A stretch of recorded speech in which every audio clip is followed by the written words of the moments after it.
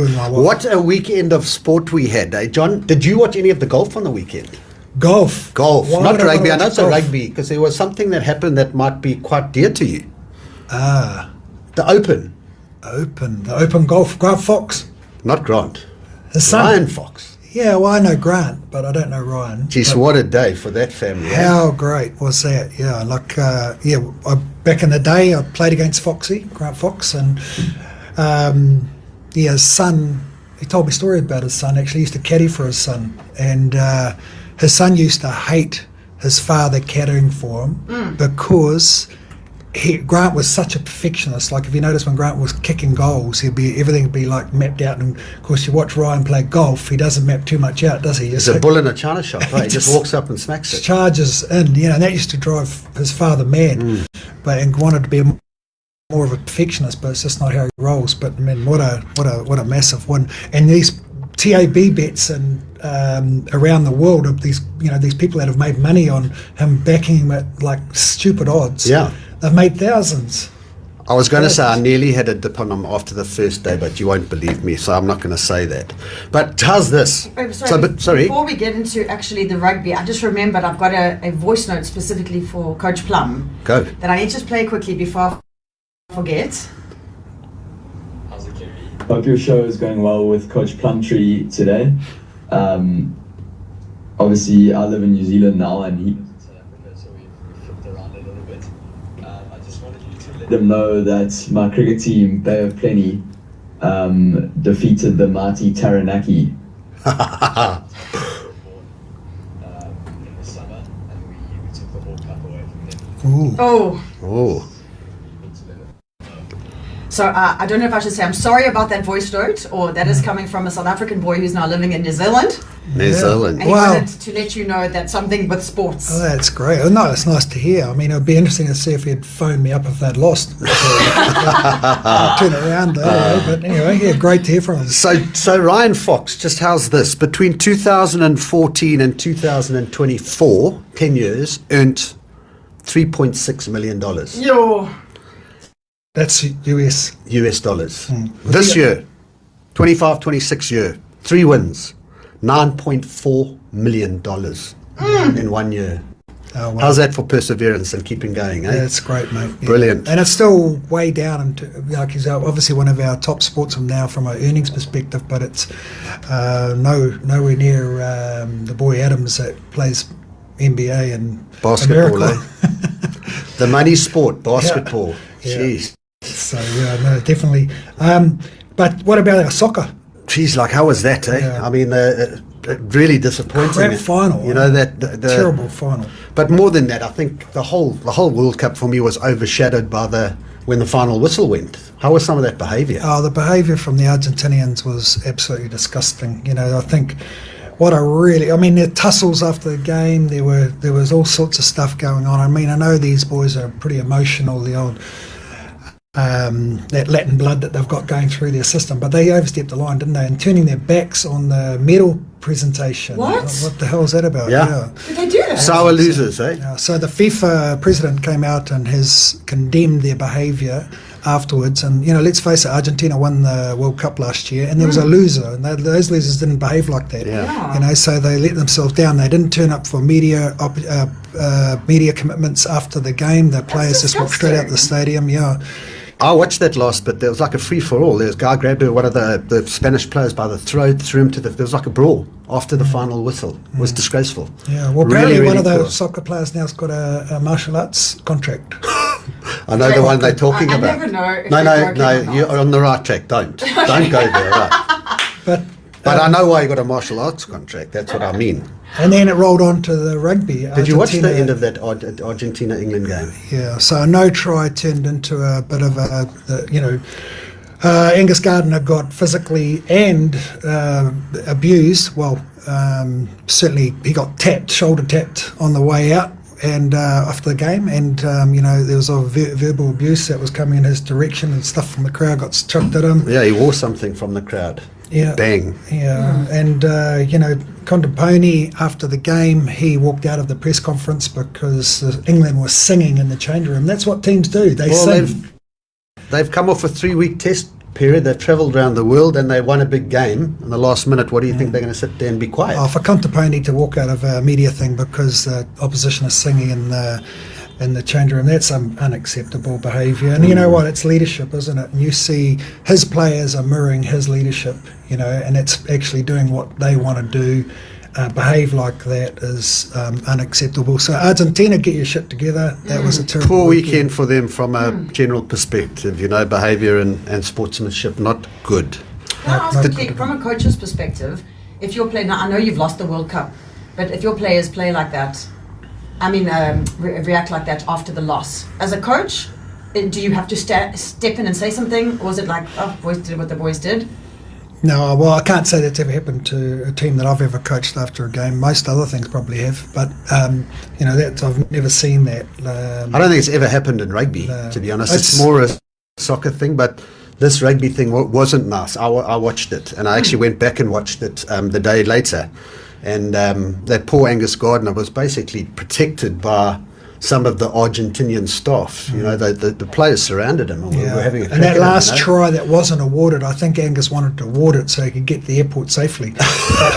but it wasn't. It was a no try, and their behaviour after that was unacceptable. And you know, Gonzalo, the Italian coach, being suspended for 2 weeks for you know, for his press conference where he's described the refereeing as pretty poor. Super poor, yeah. So, you know, do you think we're protecting the referees too much? I mean, should the media be told to say you don't ask questions about the refereeing or officiating because the coaches are still emotional after a game? You know, they've just lost a test match. You know, the media, maybe it's up to them to stay away from it so these poor coaches. Well, it is offsides, isn't it? Because you can't answer it. If you answer it honestly, you're going to get suspended. Yeah. So why go there? No, why go there? So I think, look, I do think the refs are a bit precious. You know, I think I think if you say he had a super poor performance, I don't think that's a 2-week ban, you know. But we know it's not going to change. They protect each other, and it's a tough job. You saw what Angus Gardner had to go through on the weekend. So I think it's just respecting the refs and making sure everyone's accountable. Yeah, that's right. So we'll just move on to but a school stuff. Yeah. So as we said at the end of last term, not many schools play rugby in the third term. So this weekend, Natal schools playing are College, Glenwood, and DHS. College are hosting major Pretoria rivals Uffies, who travel all the way down to play to Goldstones. Glenwood have their Old Boys Day where they play against Northwood, and DHS hosting Joburg Giants, Jeppy. You know, so 3 games on the weekend, all to play for. Not sure it's, I mean, a lot of the schools don't play in the third term, you know, because a lot of the players that haven't played in the Craven weeks have been off for 5-6 weeks. So coming back into a school term where they haven't been together, their fitness levels would have dropped.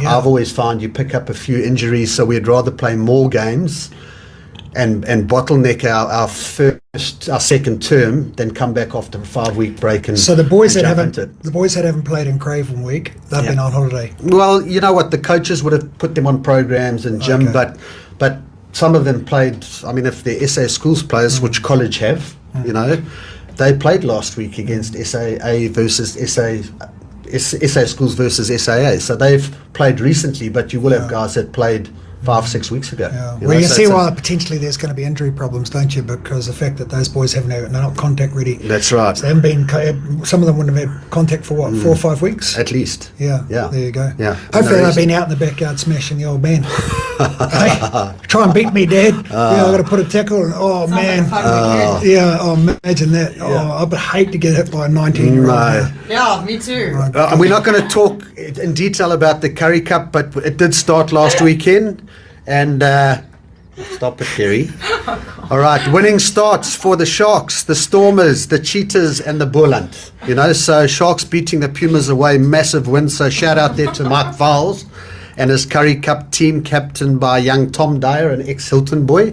So a good start for them, and they're off to the Cheetahs to play tomorrow night. Wow. Second round of Curry Cup. Good. Yeah, all exciting, right, so, Curry Cup. Yeah. I think the Curry Cup should still be the Curry Cup. It should be another cup. Well, I know your thoughts on this, and I tend to agree with you. You know, it still has a role in the system when you chat to the coaches. I heard Mark I was talking about it yesterday on the radio and just saying it's how precious it is for the players and themselves. But if you think of the competition that it used to be, it was on two teams fully laden with international players smashing each other on the day. It's become a development competition now for the UFC. An elite, but for an elite prize. Like the Curry Cup was an elite prize in South African rugby. Now it's an elite prize. It's not an elite prize because it's a development competition. Well, if in the last couple of years, who's won it? You know, you've seen the Griquas won it last year. I think the Pumas won it the year that was before. probably my most favourite game of the whole season. The Griquas beat the Lions. That was beautiful. My gosh. So we've got to talk about the box, though, don't we? The baby box. Baby box, yeah. Back to back. Did you watch any of that? Back to back. Which the highlights? There was so much rugby on. Almost got rugbyed out. It's very easy to get rugbyed out at the moment. Yeah. No, it is. But it's great. Rather be rugbyed out than rugbyed in. Rugbyed out than rugbyed in. I don't know. I was wondering where this is going to go. Like, rather be rugbyed out than... Are you all right today, John? Are you feeling all right? I'm okay. Okay, I'm just checking. So like, right upstairs. So what you just said, what you just said there was back-to-back world champions. Yeah. The junior box. You're going to talk about the sevens now, and you're going to talk about the world. I was hoping you're going to have a little gloat session now. Exactly. Right, well, how many countries in the world can say they're back-to-back under 20 world champions? You know, I saw a stat, they've won 18 of their 18 games in a row, that under 20, not this group, but the last 18 games in a row. Our sevens are back-to-back world champions, and our national team is back-to-back. So that's telling you something about the pathway and the system that's going on currently, which I'm sure we'll talk about a little bit later. No, we're not. Okay. All right. You don't like that, eh? No. All right. And once again, that Yakeem Ahmed. Yeah, 11 points with his boot, and that young fella Marcus Muller scoring the crucial try. Right. Interesting. The South Africa had 3 tries disallowed in that game, so it went down to the wire, didn't it? And nothing in it. 6-0 at half time. You know, so proper game. Proper game of rugby. So congratulations to the baby box and all the coaching staff and medical team and everyone over there. And Georgia must have kind of been much of a place to go for him. Well, you said that last week, and even in the finals, I looked at the crowds and it was poor. You know, so I think going forward, it is something World Rugby need to have a look at and make sure that they give it the spectatorship that it deserves, you know. Put it in a country where people will pitch up and have a massive atmosphere. Yeah. New Zealand won the playoff game, just to did they? Out there. I know that. Excited about that? 41-26 against England. I actually was a little bit surprised at that result, to be honest with you, because I watched them in their build-up. Narrowly, okay, eventually they beat Japan by quite a lot, but hard to get up to those games too for the kids. Like, third and fourth place. Third and fourth is like kissing your sister, they say. Hey? You've probably done that. Your sister. Oh, you have a lovely sister, John. Oh, don't go there. She's a lovely. You kissed my sister, she would have killed you physically. No, I'll beat you. I would never do that. She's got a lovely husband, Michael. Okay, cool. Right. Oh, quick question: would you have had a feeling if a mate had hooked up with your sister? Is that a thing? It would never happen in our family because it'd be a death penalty. From you or Sid? In those days? Well, my old man would have killed them first. That's what I'm wondering. First, you would have killed them second. Yeah. That's about these like best mates. I would be. I'm so pleased I didn't have a daughter because I'd be terrible father to a daughter. I'd be an overprotective. Yeah, me too. I think you get what you deserve, and you can handle. Not deserve, but what you can handle. We deserve boys. I'm definitely a boy dad. Definitely. Yeah. Not that you ever tried to be a girl dad. Oh, I don't have a choice. Yeah, that's right. So you don't sports know model, like you know. Yeah. Well, I've got my niece is like a daughter to me. And are you hectic with her? Yeah, she's like a daughter to me. She confides in me generally, and I'm really good with the advice I give her. No. Stay away from boys. Yes, stay away. A man is not the plan. Yeah. A man is not the plan. No, that's... Anyway, move on to the Nation Cup results, Bashman. 41-21, New Zealand, Ireland. We'll talk about that game in a second. Aussie 57, Italy 10, France 42, Japan 15, Scotland 33, Fiji 17, South Africa 43, Wales 0, England 31, Argentina 24. So just sort of unpacking those games a little bit. I mean, a great game of rugby, the New Zealand Ireland Before game. You go there, viewership, Nations Championship. Yeah. What do you think? I know you know the numbers. 653,000 people have watched in the last 3 that was a good weeks. guess of mine. Proper. 653,000. Which averages out to what, John? 35,000. I was good Per at maths. game. Yep. All right, so I think the organisers of this competition, all right, will look back and go, we're onto something. This North Really versus good. South is definitely from a spectator. I'm not sure the teams are all going to agree with that, with the travel and England having been to South Africa and back home and then to Argentina. I think there's been a bit of controversy around the travel with some teams, but I know that the teams are flying in their own planes. Oh, really? They've got chartered planes, yes. So the whole team has got a whole plane to themselves. That'd be great. Where would you sit? Would you go to I know, no, I would be right in the front, Where the pilot? close with the pilot, yeah. Yeah, you But we had one or two trips, like we used to go like that to Greek quiz. Remember, we'd have those planes because it was too difficult to get there. You had to go via Joburg and then something. Every now and then they would charter us a plane. Yeah, but I don't And the think that's a best thing- 747. No, You no, can't it was compare I don't know, you're right. It wasn't we a didn't take a fancy plane. 747 to Kimberley. No. What was it? It was a smaller one. Remember Pencil. in Mac's year, the plane called Light. They had a crash landing. How's that with the sharks on board? What? In Kimberley. Seriously? Yeah, true story. Yeah. Anyway, Wow. we've been diverted off the topic. Which New is the games. Zealand looked really good against Ireland, didn't they? I loved a couple of the New Zealand selections. I thought Morby was outstanding. I thought Quintapara in the middle of the park was great, 13. Thought he had bonus. Tupavai at 6. Added a little bit more presence to the pack. I thought Paddy Tupiloto was brilliant in the Outstanding. midfield. I think they need his presence in, in that type 5. Just that heavier body for the mauling and Ball carrier, you got them over the ball game guy, line. yeah, but it's good to see Paddy playing like that. He's such a top man, and he led the Blues to success a couple of years ago. But he's a top man, and he's had a few injuries and been to Japan for a little bit of a sabbatical. But it's great to see Paddy Tupiloto. But I love Josh Morby. I thought Quintapara was, like I said, Outstanding. really good. I thought, And Toops on the edge, what do you think? Because that was a bit of a bold selection, taking your lock and moving him to the flank. yeah, well, he's played at flank before. It's for the Chiefs, so it's not a foreign position for him. Yeah. I think it's certainly something that the All Blacks will look at when it comes to selection against South Africans. Bigger pack, he's physical as well. He can actually slow ball down as well for a big man with his jackling and that. But I thought I thought the Irish were pretty poor. Prendergast again under pressure, no good. They're poor in the first half. Jamison, Gibson Park uncharacteristically having a poor game. Yeah. Just wasn't a great game for Ireland. And afterwards the Irish, I don't know, they're starting to get a little bit of a whinging team, aren't they? They're always looking for something to fall back on a big moment. Quintapa's tap down in the middle, that was a penalty and not a yellow card. And they're talking about Luke Jacobson's clean out that wasn't red and was only yellow. Yeah. And you look at that incident with Luke Jacobson, there was actually debris in front of him, which had to raise his body height to clean out, and that caught the Irish guy's head, which is right. You can't make head contact, but there was litigation behind it, and then off he goes. So for a yellow, but they were moaning about that. But I just sort of feel like Ireland are turning into that team where they moan a fair bit. I think there's a bit of bad blood between New Zealand and Ireland. I think there is.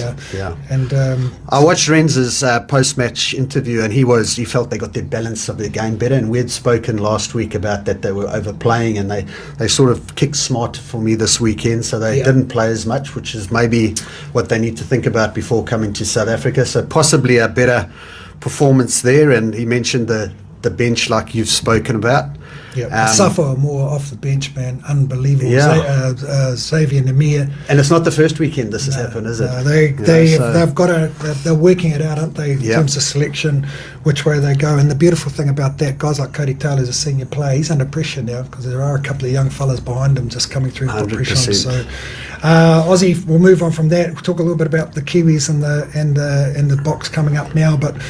Great to see Aussie have a good win for Joe Smith. He's officially retired. Sent off in style. Officially retired. He's retired 3 times, so it could be a 4th, could be a comeback. I think thinks he's Rocky.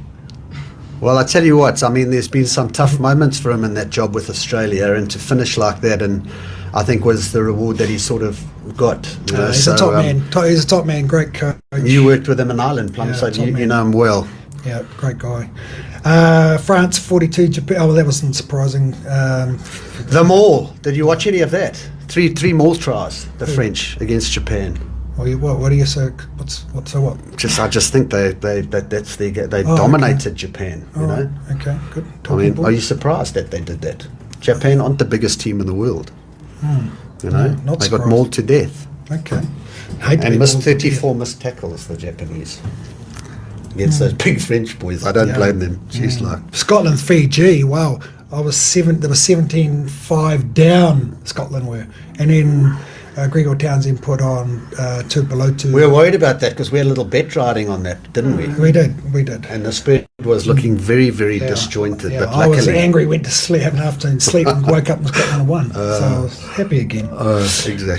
So that was a bit of a scare for the Scots and at Murrayfield as well. And we talked about the Fijians coming back and having a little bit more of a passionate performance. So good on them for doing that. South Africa 43, Wales 0. Well, what was this vibe like at the stadium? You two were there. Kerry Miller. Oh my God. Thank you for coming to rugby with me. That It was fun, wasn't it? Amazing. And I must say thank you, Coach Plum, for the tickets. Well, thank you, Tane, and you very much for the tickets. Yeah. It was unbelievable. And thank you, guys. We had a winner. Stacey and her son, Declan. It was her first time watching a game of that caliber. His first one of any game live. Unbelievable. And obviously from the rugby perspective, I can't Comment. Yeah. But you can. From the vibe. All right, so that's what I wanted to. Into sports. I was so into sports at that time, guys. I just can't believe how expensive chips are at the stadium. Hot chips. No, like a packet of chips. Like crisps. Lofty bought chips, 60 Rand for Simba. Lofty shouldn't be buying chips. Well, maybe it was No, another it job, was but- Big Johnny Bennett. But the point is, I was like, no, guys, you can't be charging this for chips. But other than that, I had such a jaw. Well, next time I'll give you a ticket. We'll put an allowance in for your chips and a drink, okay? A little chip allowance for you. Thank you, sir. Thank you. Yeah, That's Kerry- fine. I'll bring them in my shirt. No one's going to pat me Ah. down. Yeah? And you know what? For me, so I've been fortunate to go to lots of these kind of games, but Saturday was special for me was as well. amazing. You know, like because As well. every time you go there on a day like that, rugby's transformed our country. 100%. You know, and we become, for that 80 minutes, we become the Rainbow Nation. Yes. And it doesn't matter whether you're black or brown or white or coloured, what you're wearing, Yeah. it turns into an absolute Rainbow Nation. You know what Again. else I thought was so cool is at the end, so John, just behind us, we were sitting really close to the front, OMG, and just behind us there were a couple Wales supporters, and afterwards, obviously they'd had 1-2 bezels by that point, they were all switching shirts with some of the South African No way. supporters. Oh, lovely. So they were doing the shirt switches, so it wasn't this like, we speak about Argentina and walking out and turning their backs. Yeah. These guys lost a game, but it was hugs and That's shirt rugby. That's the swaps. difference. And then Tane came to see the crowd to say Jumped hi. over the fence and and then came the across. crowd came down to Tane, and no one was caring that you're from another team. They went to him, they were asking for signatures. They were just so excited. The kids were so excited to meet him, and I was like, that's what I loved about it, is that the sportsmanship maintained. Yeah. And everyone was so together. And when you looked, and at one point, Coach, everyone had their lights That was out the for- Nelson for Mandela the- 67. for the Mandela moment. And everyone had their phones on. I get goosebumps. That's and I had just goosies. The light, it was remarkable. Even before the game, you know, you go to the game of rugby now, the production of that whole day, you know, that when you get there an hour before and there's dancing and there's a story. They had a story on Fussy on the big screen about his family and his dad. Now you're watching the big screen and there's Fussy warming up and then he's playing. Wow. And then the big muscle man comes out with the spear, you know, and there's fireworks and there's music. And I was in Dublin last year for the Springbok test. I was in Twickenham the year before that.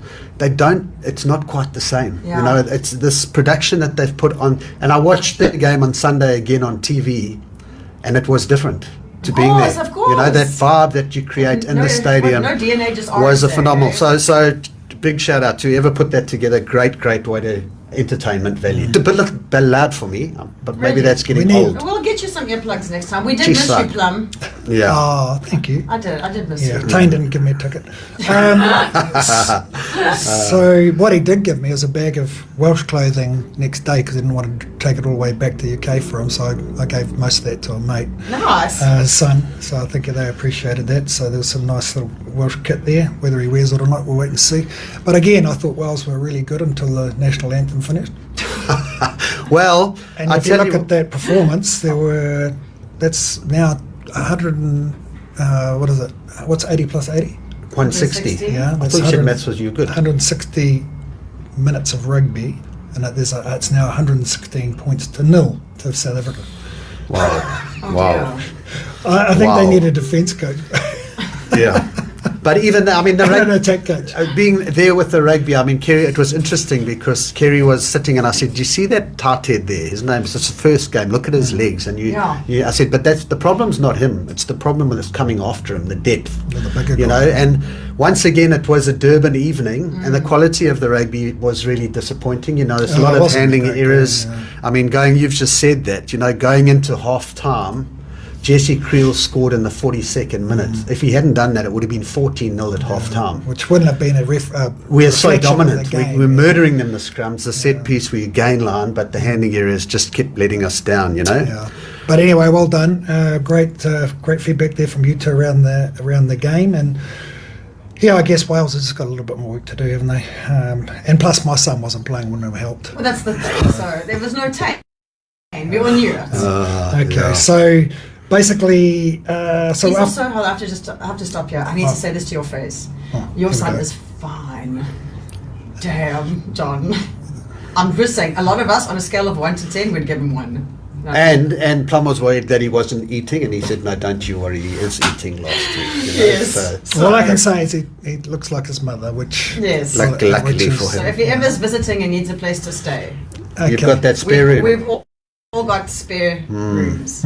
Okay, I'll have a chat to Kirsch about that, see what he thinks. But anyway, so England, right? England, Argentina, England. Let's have a little chat about England, mate, because looking at some of their discipline stats, I mean, I know the coach is under pressure, and I think there's a little bit of a reflection of where England are at the moment. You know, they're going out there and they're playing like a team that's actually under pressure, aren't they? You know, they've conceded 8 yellow cards, 39 penalties. That's an average of 2.5 yellow cards per game, and 3. I can't know how many penalties per game. I think 13. Yeah, 13 penalties per game.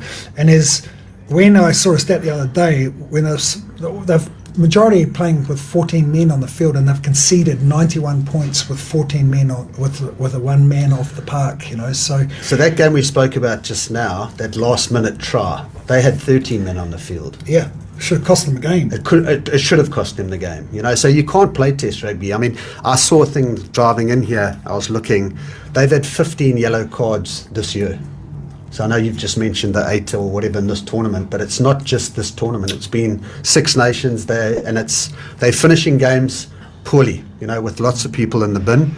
And like you've said, they're the worst. They're the worst penalties conceded, and they've had more cards than anyone else so far in this tournament. And look, you've got to treat every card differently, because it's not always like around emotions or a fight breaks out and someone goes to the bin. It's around tapping ball down and going for the steps. Repeated infringements, those high kind of shots, things, but a little bit too high. So technically, they're going to have to get a lot better, because you can still enforce pain in this game, but you can do it legally by being technically able, and that's through practice, lowering your body height in the tackle at rucks, and so England have got to get better, and I think it's just, again, like I say, it's a bit of a reflection around Steve Bothwick and where he's at the moment, under pressure. The team feels that, and that's why they were so delighted after beating Argentina. And let's face it, Argentina look like they're going backwards. They don't look like a side that's getting better and better. No. So a win over Argentina anymore isn't that big a deal for me. We didn't mention this though. African stats. I know you're trying to avoid this. No. All right. South Africa have scored the most tries in the competition. They've leaked the least tries in the competition. They've scored the most points, and they've leaked the least points. So, and that's with changing 11 players in week 2 and 10 players in week 3, a lack of continuity in the team because of selection, and yet we're still riding the crest of the wave, So we're doing something really right, which is good, and what an exciting time we have coming up with what's coming with this. Yeah, if you look at look at the box that they played, England 45-21 against England, 42-28 against Scotland, and 43-0 against Wales. Yeah. So what do you think of those what do you think about that competition? England, Scotland, and Wales compared to New Zealand, France, Italy, Ireland. What do you think? Well, it's definitely those guys have had a tougher run-in. You know. That's right. So when you look at stats, you go, okay, well the stats might be going, oh wow, but it's who you played. That's right. So England and Wales and Scotland. Well, you look at Scotland are probably 3 or 4 in world rugby, ranked at the moment. And Wales obviously way out there, and England are probably about 7th, aren't they? 6th or 7th. So it's, if you look at France and Ireland, which is right up there, which is, and albeit the Kiwis did not play against the full-strength French team, which was still a good side. So right now, with the 3 tests coming up, we're not going to see any more footy until the All Blacks arrive, correct? Apart from schoolboy rugby. Yeah. So Curry Cup. You can watch Curry Cup if you want. We can watch Curry Cup. I won't be watching Curry Cup. So if we see where they're at the moment, where do you think that both teams are at? Plummy, where do you think the All Blacks are? Okay, so I'll be honest with you with the All Blacks. I'm undecided, and I'll tell you why. All right, so they have played strong teams. Okay, I agree with you. They've played better teams than South Africa have played. But that's not what I'm questioning. If I remember the first half of that Italy game, I think it was 14-10 at half time. Italy got into that pack of the New Zealand side. They were in that game at half time.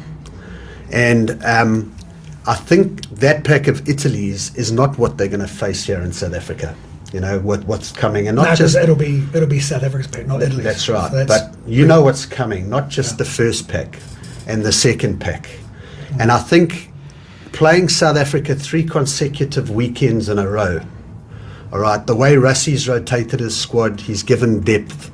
I've got a feeling that we're going to be fresher in week 3. And I know you're going to ask me for my prediction, so I will give you a prediction. Yeah, but can you just carry on? My first question. All right, okay, off you go. Well, which was, where's New Zealand at? Now you've gone straight to South Africa. No, well, I'm saying, I said, I'm not that pleased with them because of their performance against Italy, which was one of the teams that we didn't talk about. We spoke about Ireland. Then you went to South Africa. Because of what they're going to offer. Finished talking about New Zealand. No, New Zealand, I'm worried about their pack. Okay. All right. Nothing coming else. To South Africa. Okay. I think they're in transition. I've really liked what I've seen, but I think it's going to be very, very different animal coming to South Africa. Okay, so think about New Zealand. Okay, they've got to be able to scrum. All right, they've got to find the line out to be fine. Okay, against the box, they've got to be able to scrum against the box. Okay, and if you think about the kicking, how will New Zealand kick against the box? Because will they win the contestable kicks back with a smaller back 3 potentially? Okay, and we know that the South Africans have got a high defence on the edge of the park that will pressure the outside backs. So will New Zealand play wide to wide, or will they kick a little bit more and turn the box, or will they throw the overhead passes, the bridge type passes? So what will we see against the box? Because that's what it'll come down to. Everyone's talking about the physical element of the game. The Kiwis aren't going to come over here and start shaking in their boots because the box are a little bit bigger. It ain't going to happen. They won't be scared. And that's not what I'm saying. But I'm just saying, regardless of what we think, it is a measure. When you come to South Africa, you're going to be playing up at the half field. You've got to be able to You've got a bomb squad that's going to come off the bench. We're going to get better as the game goes on. We've got a young New Zealand team that's 3 games old. We've seen them poor defensively against France. They've improved their defence along the way. Yeah, but I think it'll come down to just a few areas, Bash. Like against the box, you've got to be able to slow the ball down. If you don't slow the ball down inside your 22 around then the box will keep coming around the corner with their big runners, penetrate the gain line, and they're just too powerful. So they've got to have a Duplessis Karifi out there, or someone that's going to be able to get in and slow that possession down so they can get their line set. Again, the Damien McKenzie for me, will he be able to be good enough under the high ball against the aerial stuff that they know they're going to be faced with? Yeah. So I think there's a lot of questions still to be asked around New Zealand. Yeah. I think if the New Zealand can get some of those parts right, like if they can scrum well, if they can have a fair share of possession through transitions of high ball stuff around the box, kicking and all of that, and they can negate the Springboks line speed, by playing more up the middle, turning the box a little bit more. If they can come up with a plan, and let's face it, the All Blacks have put a massive emphasis on their fitness, and if they can get a lot of ball, then maybe they can, and it's fast ball, then maybe it can be too good for the Springbok defence. And that's what's going to come down to, I reckon. It's going to come down to, for me, it's going to come down to New Zealand's attack versus Springbok's defence. Yeah. And because we know that the Boks can score points just through bludgeoning their way through a game or penalties or whatever else. But I'm not saying Tony Brown's not going to have a big influence on this game. I think he will. But if the All Blacks have to slow their ball down. So look, the game on the weekend, and I think I watched it with you, so we're talking the same language. I do think that selection of Patrick into the team, VAR moving to the flank, gave them a different edge than we saw the week before, and we've spoken already about how they changed the balance of the way they played. They weren't playing so much in their own half. They kicked better and smarter, and I think that's probably going to do with what's coming. I think they'd be naive to come here and think they're going to be running the ball from they come over and play they did in the first two games, and that won't happen. That's a smoke screen, mate. Yeah. There's no ways that. And I agree with that. And selection, I think their selection. I've seen, and these guys are far better than me, but almost like the front rows for me, I don't think they've had their selection right up until now. It looks like when they bring the bench front rows on, they get stronger. The Amours, you've mentioned Cody Taylor, and it's not just him, it's Tuanga Fassi. I don't know if he was injured or he wasn't on the bench. No, he's finished. Is he? They've got a better depth. They've got a lot of Hurricanes boys that were playing super programs. Safo, Moore, Xavier Namir. We'd be interesting in the Boks. So if you look at their selection, like you talked about all the changes, now they're going to pick a side to go to Argentina to play, which is just a friendly, by the way. And then the week after, or 2 weeks after they play the first test, there's a lot of players in that Springbok side that haven't had footy. Yeah. Sia, Eben, there's 10. I see at least 10 players that are highly capped Boks that are going to Argentina but haven't played. And the All Blacks are going to play 3 games in South Africa before the first test. So they've got a lot of continuity going into the first game, where you got to think that that's the thing around using a big squad like Russie's done, which is commendable because it gives a lot of guys an opportunity. But what do you sacrifice doing that? And have they settled on their best 23? And will that best 23 get a shot to play together before the first test? I think Rassie will play. Rassie's brave, in selection. I don't think he's. We play 3 tests in South Africa and then we travel to Baltimore in the US to play them. So we've got 4 test matches against these guys, and I've got a feeling that Rassie's going to not pick the same 23 every week, even though it's the All Blacks. I've got a feeling that he's going to keep going with what he's doing with his fully focused. All right, bro. Well, give me your score prediction. All right, so I know you asked me you were going to ask me this, so I've thought about it. But why don't you give me your one first? Because you always get out of giving your predictions, and I give them, and then you don't ever give yours. So what do you think's going to happen? Let's hear your. You'll probably just copy off me. No, I won't. First. Okay, Kerry, I'm going to tell you before Plum. Okay, do it then. So you want me to go first? I want to tell Kerry. Okay, so I think. No, you tell Kerry, not me. Just whisper. 3-0 in South Africa. Okay, and the. Well, I saw all of that, but anyway. I know you did, but you too. Okay, I'll say the Boks will win 2-1. But it's 4 tests, John. Yeah, no, but 2-1 in South Africa. Oh, I was like, that's the soccer score. Right. 2-1. Stay with us. 2 tests to 1, South Africa will win. I think we're gonna whitewash them in South Africa. 3-0. 3-0. Wow. And I do think we might lose in Baltimore. That's my prediction. And I think that the reason I'm saying that is because I think Rassie's going to not pick our so-called best team every week. But I think he's almost confused himself a little bit. I know there's players that have put their hands up now, haven't they? How's this young flanker, this Paul de Villiers? Now you've got a captain of the team in Sia Khaleesi. Is he playing under a bit of pressure this week in Argentina, do you think? And I think that's Rusty's plan, is he wants to keep everyone on their toes, everyone playing for their position. Sia Khaleesi is the heart and soul of the Springboks. I hear you. To drop him for a baby, you don't do that. No. Let's see a player's way out of the Springboks. I hear you. Don't drop him because someone else who thinks is playing better. They won't do that to Sia. Okay. Sia will go out on his own terms, and that will be through him going, I just can't perform at this level like I want to anymore. And that's what that legend deserves. That's what I think. No, and I hear you, but player, it's going to be difficult to. We've got depth now in lots of areas. That's I right. heard Rassie saying he wants to have 4 deep in every position, and he's getting there. And that's the beauty of. So my prediction is 3-0 at home, Okay. and then there's a chance we might lose in Baltimore. Okay, cool. We'll write that down. And yours is 2-1, and what's going to happen in Baltimore? It's a long way away. I haven't thought about it. I see. I just That's stayed in South Africa. We'll get to Baltimore later. So you haven't actually given us anything really. I just said 2-1 to the But Box. that's a 4-test series, Plum. Yes. And that is, I see. Okay, But I don't rush in. Well, I think about the question. I like you. Just I thought about it all night. Listen, boys, it is 13 minutes to 1. We've got also something else to touch on. Are you fine if we quickly play a super quick song Yeah. and go into that? Beautiful. Stay tuned. It's some mental health, and let me tell you, I'm looking at some real stats from the world and mental health for men specifically, and it is shocking. It is Radio Play ZN, the Beatles with Help. It is the 2009 remastered version, 10 minutes to 1. The last 10 minutes, a little bit different from what we used to when we are talking with our coaches, but it is so needed.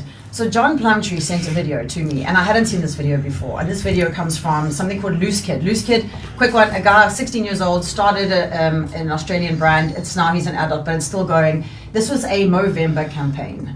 And in this Movember campaign, the video, which is up on our Instagram, you can go and have a look at mine or Plays It Ends.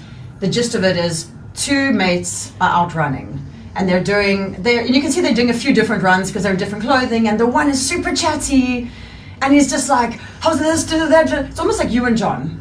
And you're chatting, Bash. And then John's just like, And you see it carry on. And it just carries on. And by the end of the clip, the John character is there waiting. He's got his watch and he's looking.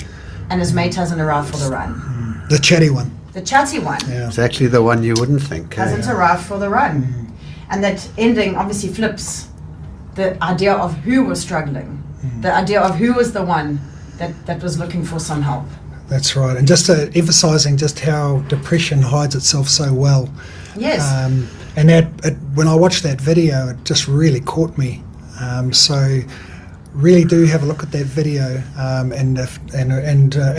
So it sort of resonated with me because I sort of wanted to name this little 10-minute segment here, Check on Your Buddy, because you just can't presume in this day and age with all the different pressures that we have out there that everything is okay. So if you've got close friends, check in on them, and if everything seems okay, well, sometimes it might pay just to dig a little bit deeper, be curious, ask the right questions, and see if someone opens up and actually talks, because you could be saving someone's life. I wanted to ask you, Plum, a question in a second, but before I get there, I was looking up some stats about men's mental health specifically, and I don't know why it seems that women, maybe because we just are more emotional, as an energy in motion, that we do kind of talk to each other a bit deeper, more, I'm not sure, maybe that's a thing of the past, but did you know that 10.8 million men globally currently live with anxiety and or depression? This is now 10.8 million who've gone and reached out for help. Wow. So we don't even know how many haven't. And boys, and I get goosebumps when I'm about to say this, did you know that worldwide, every single minute, worldwide, one man takes his life via suicide? Wow, that's scary, eh? Unbelievable. It says in South Africa, men account for 83% of suicides. Pressure, eh? Well, that is, and we've all got different stories, and I guess there's a little bit of an opportunity for me to tell my story a little bit, but obviously with being a professional rugby coach, Bash, it's a high profile job, and sometimes I've been coaching for 30 years, a long time, and obviously all those 30 years aren't going to be ring of roses, aren't they? They're going to be some pretty tough times. They say a week in rugby's a long time, isn't it, John?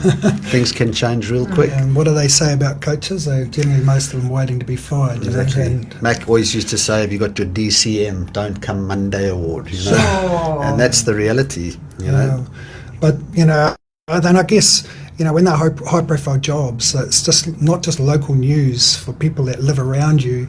It's worldwide news, so everyone knows about that. So you lose a high-profile job, it's splashed around the internet. Everyone knows about it. Becomes a real massive talking point.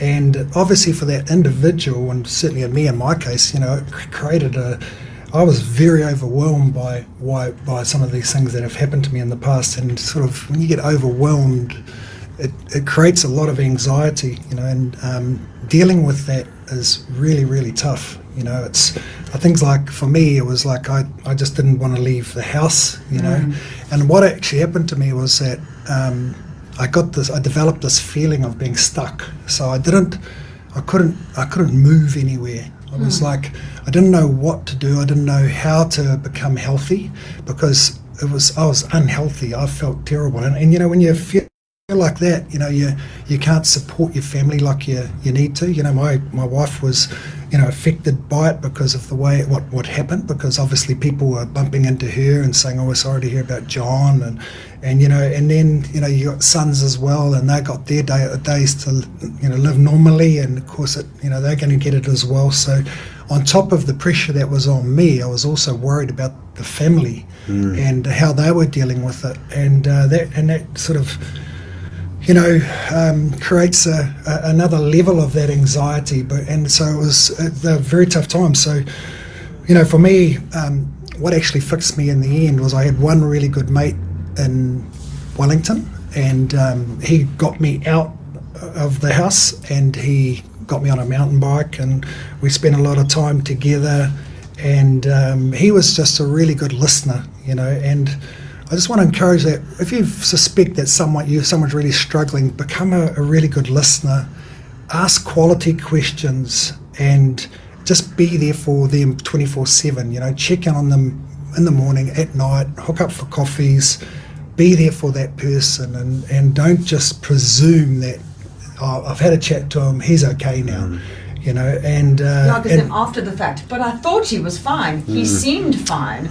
Rather just ask the question beforehand, genuinely though. Yeah, don't disappear, stay there. Don't just ask the question and slide into the background. That's you right. need to stay around, be present. Be genuine with your love for this person, Don't be because let's face it, when it's a high-profile figure, everyone wants to know how I was doing, but it's not genuine support, because they just want to go and tell their mates, "Oh, I bumped into him, and this is going on. How's that?" It's gossip, becomes gossip stuff. So did you find people would come up to you, Plummy, and rather than listening, they would start telling you their story? This is what happened to me.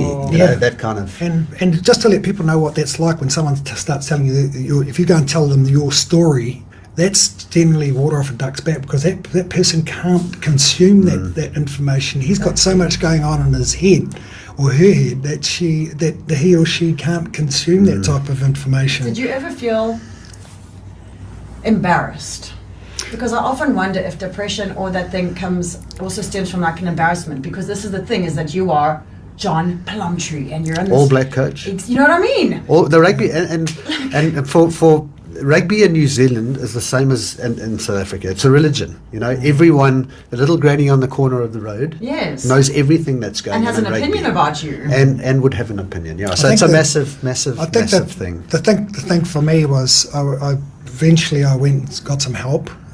From a guy that worked with John Kerwin in mental health in New Zealand, and he wrote a couple of books with John Kerwin. He lived in Wellington. He was really brilliant. So he just knew the right questions to ask me. He gave me some coping skills, but what he really taught me was a thing called presumptuous thinking. So when you're out there and you're a public figure and you walk into a bar and people look at you, you're presuming that they're thinking the worst of you. But a lot of those people are actually thinking, "I hope he's okay."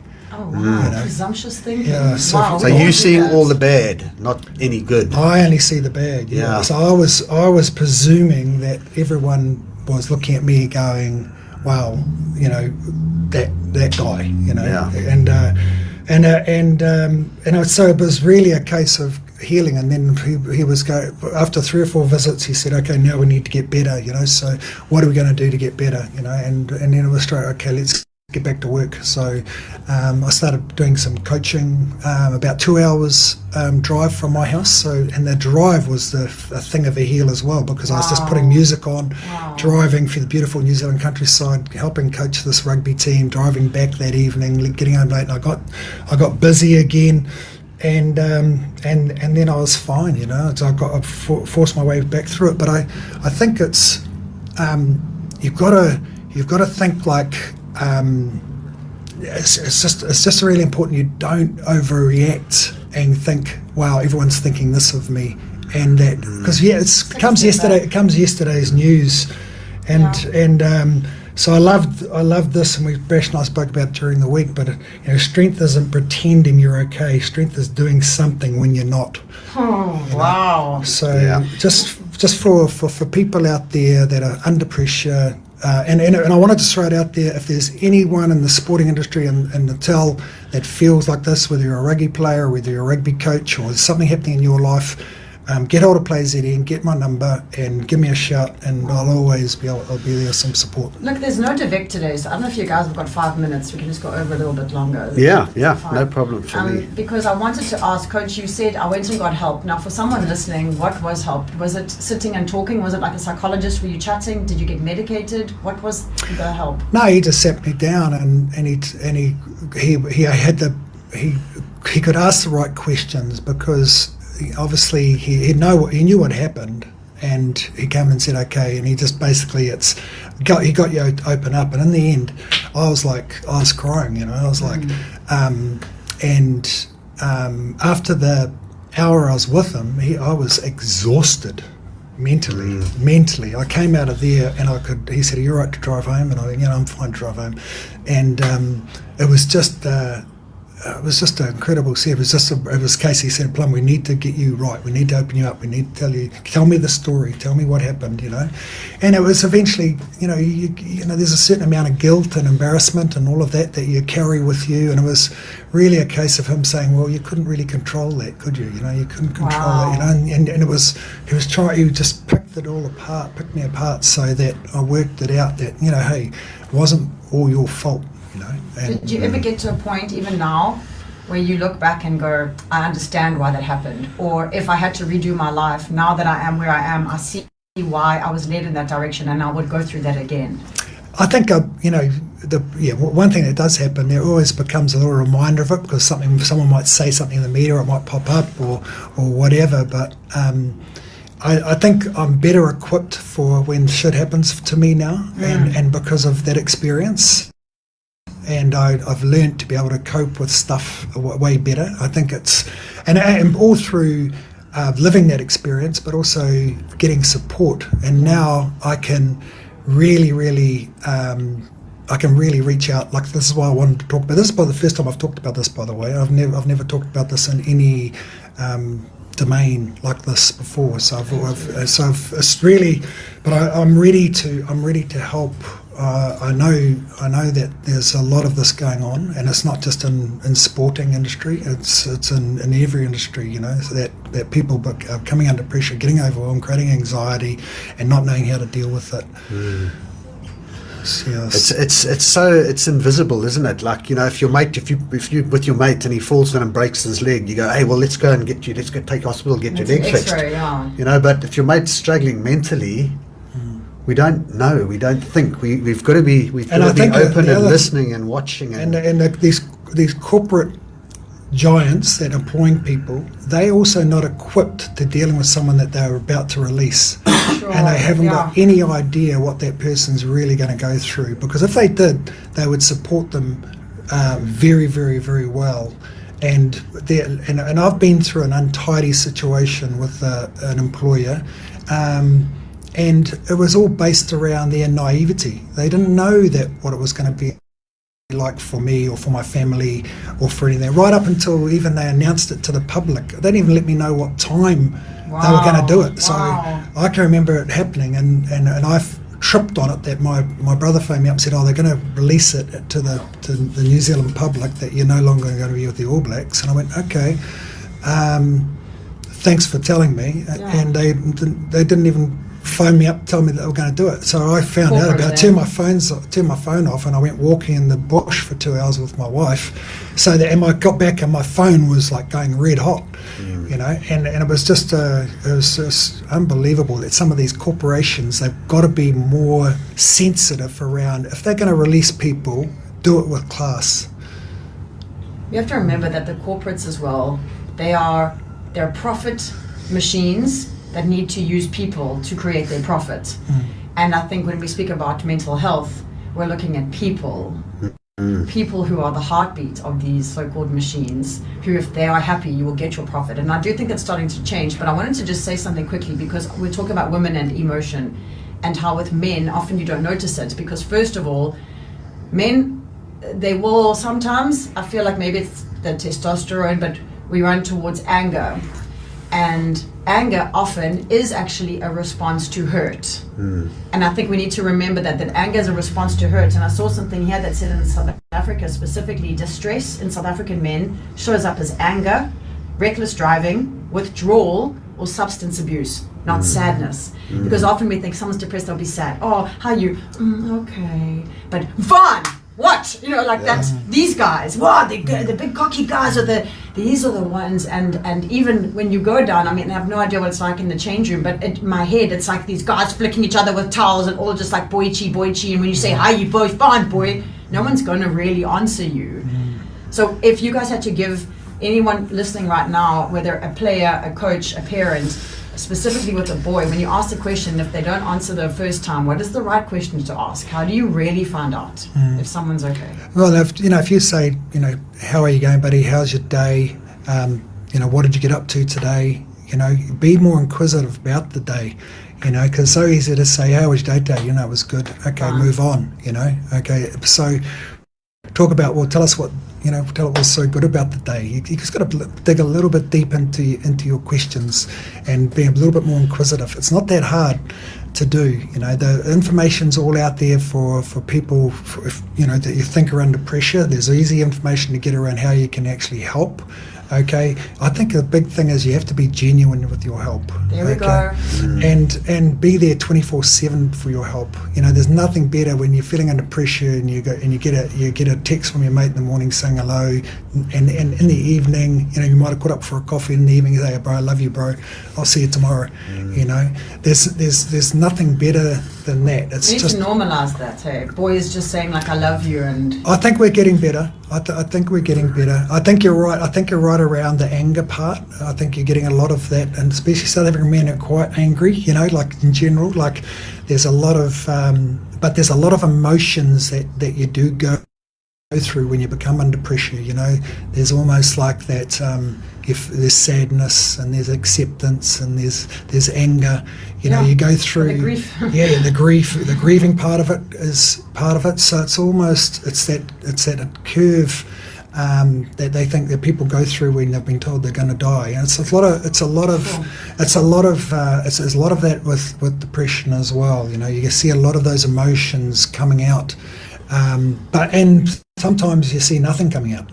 And that's the part where depression hides itself very, very well. So, going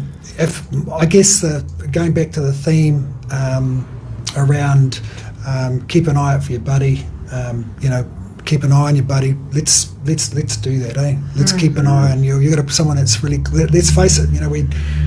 How many genuine friends do we have? Exactly. It's probably we think we've got lots of friends, but how many genuine ones do we have? And so the ones that are the genuine, you confide in them because you can trust them. We do have a number in South Africa for SADAG, 0800 567 567. That's if maybe you don't actually feel confident enough yet to reach out to coach or even let us know. But if you do feel like you need help or you think there's someone in your group that needs help, that number is 0800 567 567. I'm going to remind you again, this is something that is not just a female thing. I'm looking again at these stats, man. In South Africa, 13,000 10,774 recorded suicides in the year. This is from IOL, and 10,861 of those were men. Wow.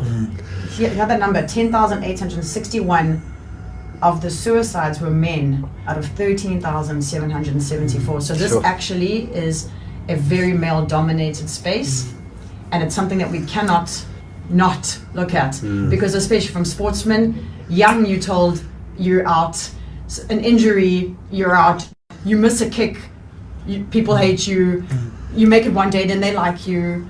You know, there's so much going on, and we're seeing it getting younger and younger and younger and younger. We've got grade 7s that are feeling the pressure, you know. And then you get to the time of the year when people are now telling you, it's your last season now. Last season, coach, now you're done. And all of a sudden you've been told that you're on the shelf. And now all of a sudden you're looking at yourself again, who you were, where you were, what your life was, and now who are, you know. It's a massive thing, and if we can be authentic and really genuinely ask, are you okay? And then action that. Let's meet for a coffee. Let's actually do it. Let's meet face to face. Don't just say it. Yeah. You can save a life. Yeah, you can save a life, and you don't want to be in that position where you feel like if you could have done more, it might not have happened. That would be the worst, wouldn't it? You know, just by making more effort. So. Plummy, well done for sharing that. I mean, I know what you've been through in the last 10 years in sport and coaching at the highest level.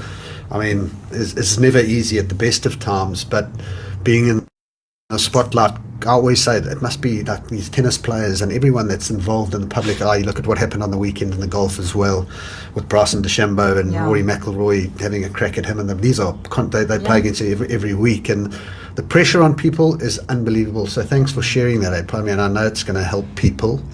And in New Zealand, I think they like, it feels to me like they're a step ahead. Whenever I was there, was John Kirwan the face of depression in New Zealand? I remember a lot of TV adverts with him coming up, because you asked one of your questions, Kerry, was embarrassment, you know, and growing up in South Africa, it was almost taboo to, like, you're weak if you showed signs of depression. It was like, that's what I felt like. If it was, you didn't show how you feel as a man, it wasn't the right thing to do. It wasn't cool, you know, so you wore it. And we didn't know half the stuff that we know now, you know, so it doesn't surprise me, though. It does surprise me, but it doesn't surprise me, because I think people are so good at putting on a brave face and not really knowing how they're really doing. Yeah. I think the last thing I would just want to say on that is be a good listener, okay? People love to talk, all right, and give advice, but often when a person that's under pressure, you get them talking, let them talk. Let them and then when they ask for some advice, then say, "Hey, can I give you some advice?" Or it's not. Don't go trying to solution stuff, because honestly, it's not going to go down. I promise you, it doesn't work like that, because I just know that the people that came up to me with their advice wasn't asked for. When I was sorry, I was like, "Oh, sorry, I'm just going to go and get another drink." You know, I've got to get out of here.